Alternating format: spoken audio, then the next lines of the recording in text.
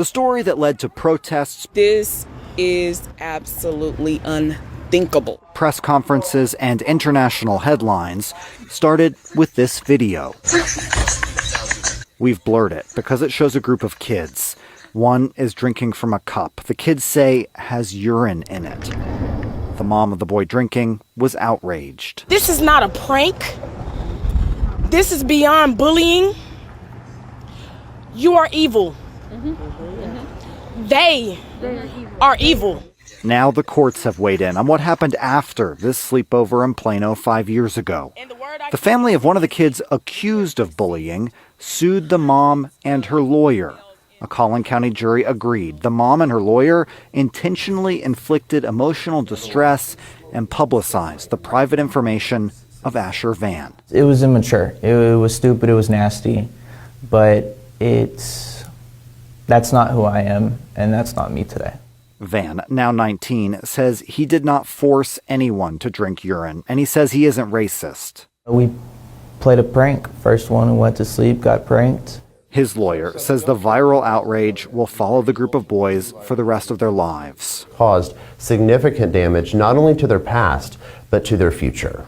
That's why he wants to try to collect the $3.2 million judgment the jury found mom Summer Smith and her attorney must pay. Defending my son was what I should have done, and I would defend my son still. Smith says she plans to appeal the verdict and says there's not much she would have done differently. I am attempting to move forward, attempting to move past it. My son is doing great. Smith says she was sad to hear about the backlash Van says he experienced. I never wanted anyone to threaten anyone at the school or anything. I simply wanted them to be held accountable in the proper way. Her lawyer, Kim Cole, wasn't available for an interview, but says, quote, "To me, this entire verdict runs afoul of anything decent or just."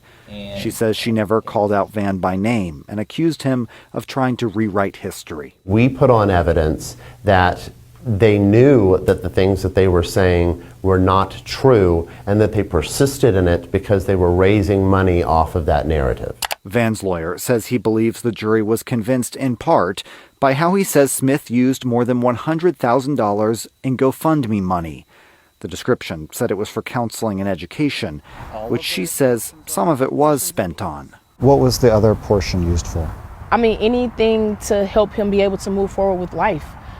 He went through a traumatic experience, and these people wanted to support him, and so I used it to help him with anything he needed. Van says he doesn't expect to get the millions and says even though he prevailed in court, this incident has defined his life. There was no winners in the end. In Dallas, I'm Cole Sullivan.